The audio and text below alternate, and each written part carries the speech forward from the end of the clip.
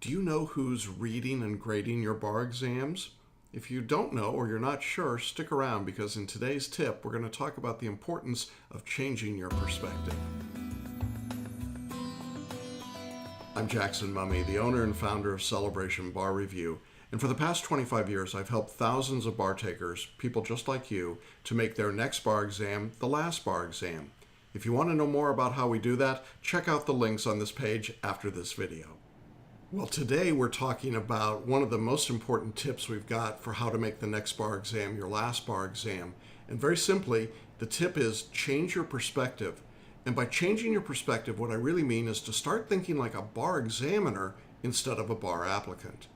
Now, why would that be so important? Well, the reality is that a lot of people sit down and take the bar exam and they do it under false pretenses. They're working under a series of assumptions about what the test is measuring, about how the examiners work, and about what's going to happen that actually doesn't bear much reality, and it's pretty much what I would describe as a fantasy. As a result, these applicants prepare and test in a way that doesn't really give the examiners what they're looking for, and then they may not get the results that the applicants want, certainly not the passing results that they want or desire, and in some cases, it just turns into a repeating cycle of failure. And I found that one of the best ways to change that entire sequence is to change the way you think from being the perspective of a bar taker and instead to adopt the perspective of a bar examiner. Now, one of the things to understand is that the bar examiners are not stupid people. But by the same token, they're not people locked up in ivory towers. They're definitely no longer law school professors. They're not judges. They're not academics. All of those are interesting, wonderful, worthy creatures. But none of them are bar examiners. So who is this bar examiner? Well, the bar examiner is a professional who's been charged with a different task, and that is to determine the applicability of a particular candidate or the worthiness of that candidate to practice law in their jurisdiction. That is, their focus is on the practice of law. And notice that the term here is to practice law. It's not to teach law, it's not to memorize law, it's not to recite law. It's not to vomit onto paper every legal term of art that you can think of. It's the ability to be able to practice law, and that's what the bar examiners are looking for. Now, I know that there are those who say that a test, a formal test, would never be able to measure that skill accurately. And I would agree that it certainly can't measure an applicant's common sense or an applicant's ability to make consistently good judgments, but it does measure, I think, rather effectively in all of the forms of the bar exam, the ability of an applicant to think like a lawyer and to be able to articulate that thinking or to express it in a variety of different settings, like an essay, multiple choice, or performance test. Now, I want to break those different components down for a moment and look at what's really going on behind them and what the examiners are doing. And to start with, we begin with the core of every exam, which is the multi-state bar exam. This is the one that's written by the National Conference of Bar Examiners. It's the same test in 49 of the 50 states. Now, there are those in the bar review industry who would tell you that the National Conference of Bar Examiners are really out there to trick you. They're out there to get you. They're out there to hurt you. They hate you. And while I typically don't agree with everything that the National Conference says, I absolutely disagree with those people who say that they've got a grudge against bar takers. I think that's silly. The examiners have no particular vendetta against this group of bar takers, more than any others that they've ever had. They're not trying to trick people or to create a test that's impossible to pass. It may seem that way to some people, but that's really not their goal. The multi-state bar exam, in reality, is one of the most widely respected and highly regarded, definable, predictable, standardized tests that's out there in any field today. It's been used for now almost 50 years. It's standardized. It even has its own baseline with a scaled score so that it can be considered fair from administration to administration. And in fact, even though the mean score has dropped over the last few years, it remains relatively steady when adjusted over time.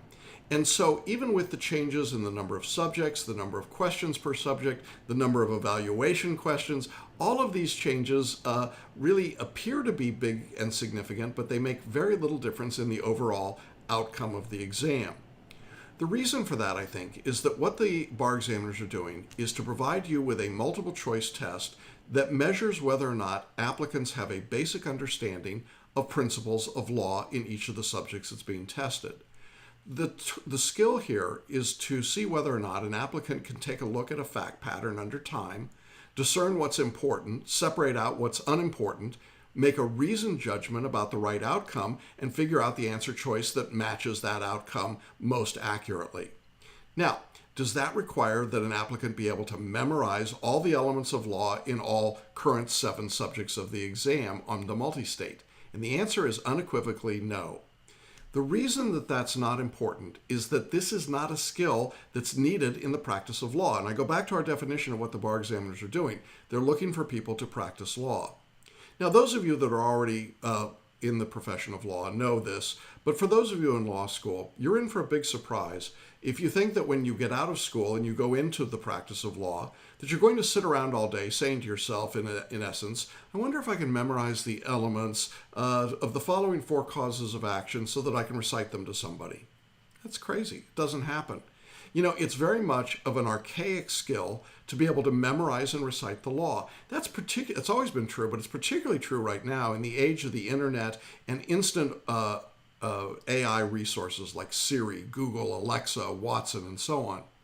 In fact, I find it rather ironic that one of the providers of legal information in that forum is also an owner of a bar review that tells people to memorize. I mean, I think they try to get you coming and going. But the point is that you don't need to be a memorizer in order to do well on the MBE.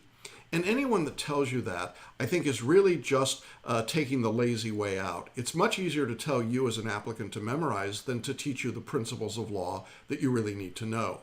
In fact, what you really need to do to be successful on the multi-state exam is to learn the basic principles of law and then learn how to apply them in the fact patterns that you're going to see on the exam. So how do you do that? Well, in our course, we begin by using licensed actual bar questions, and then we've written answer explanations for every choice, and we let you work through those after you've been through the reading and through the lectures on each of those subjects, and then we give you what we've called elsewhere in this series stepped or spaced repetition. And just a quick reminder, that simply means that you go through the material and then you set it aside for a while. Then you come back to the same body of material, you repeat parts of it, and you add a little bit of new information. Set it aside, come back later, repeat the process again. So you're creating a stair-step kind of practice of work. The point is that when you've done that, what you're beginning to catch on to and be able to demonstrate, the skill, is what the examiners are looking for, which is a straightforward, predictable way of evaluating your basic knowledge in these 7 subject areas. So that's the MBE. You don't need to memorize, and people that tell you to set up flashcards or make mnemonics or do all of those other things are really giving you time wasters that produce very little empirically in the way of results, as we've talked about elsewhere. Well, what about the essays or the performance test, the state part of the exam? Well, the same idea applies here. The examiners of every jurisdiction that I'm familiar with are not interested in whether or not you've memorized the arcane rules of their codes or their procedure codes or whatever it might be.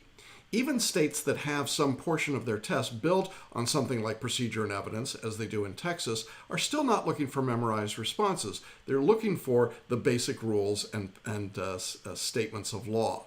But when we're talking about essays, what the examiners want in every state is to know that you can take a fact pattern, a hypothetical, and discern from that fact pattern what the disputes and the problems are, the legal problems, if you will, and then provide the reasoned solution using the law as you know it. Now, it's great if your reasoned solution is absolutely accurate as far as the law goes. But here's a secret, although it's not much of a secret. Hardly anyone knows what real black letter law is anymore. The truth is, law is interpreted, and it's interpretive, and so the law is really what the justices on the state Supreme Court or the U.S. Supreme Court say it is, or what a majority of legislators say it is. The reality is that no one has a perfect definition of what the law is. The restatements of law aren't always perfect. The codes aren't always perfect. They're all subject to interpretation. In the same way, because of this interpretive process, no essay can be perfect. No performance test can be perfect. It simply can't have the absolutely accurate black letter rule of law across the board. Nor do you need to, and that's the good news. The bar exam is not a test of how much law you know. It's a test of how you use the law as you know it and apply it in a particular situation.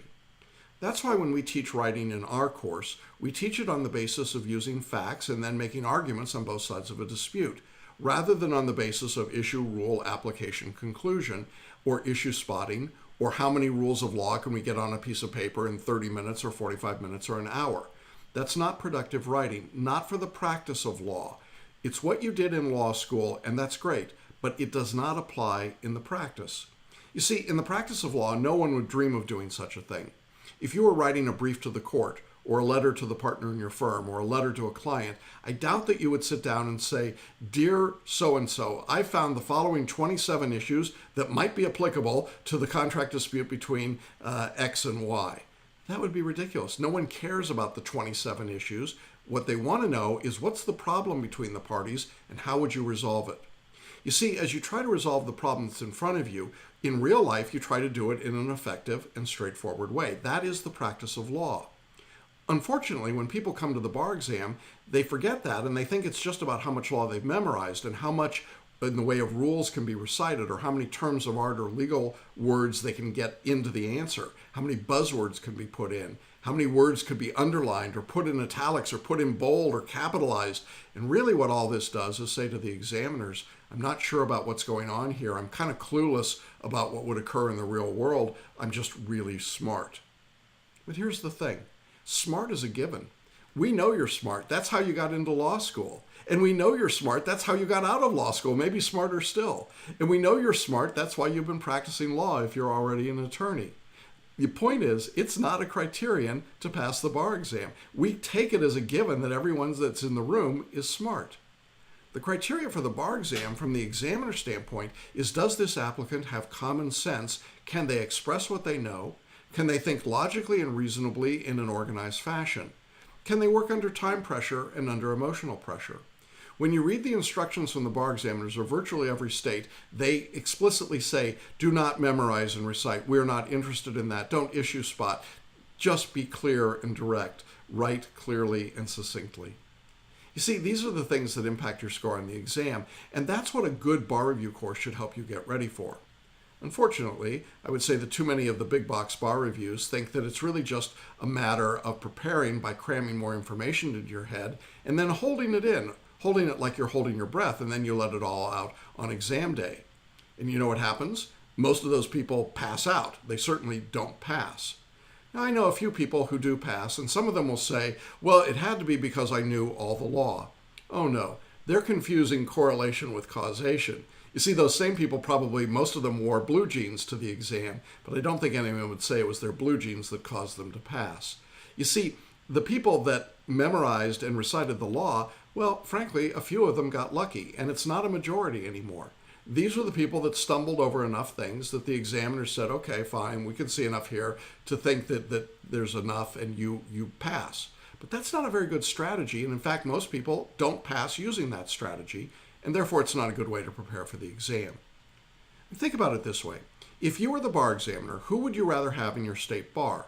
Someone that could think logically in a reasonable, organized fashion and could prepare and articulate that, or someone that was a memorizer, a reciter, a chaotic piece of junk throwing stuff out everywhere? I think the answer is pretty obvious.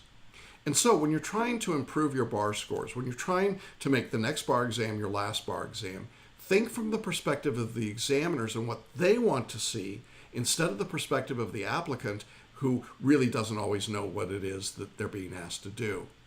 And when you do that, I think you'll see a big difference in your score. I know you'll see a big difference in the quality of the work that you do. Well, that's our tip number 9. Next video, I'll be coming back with the number one reason and number one way that you can improve your scores on the bar exam and make the next bar exam your last bar exam. So I'll see you on that next video.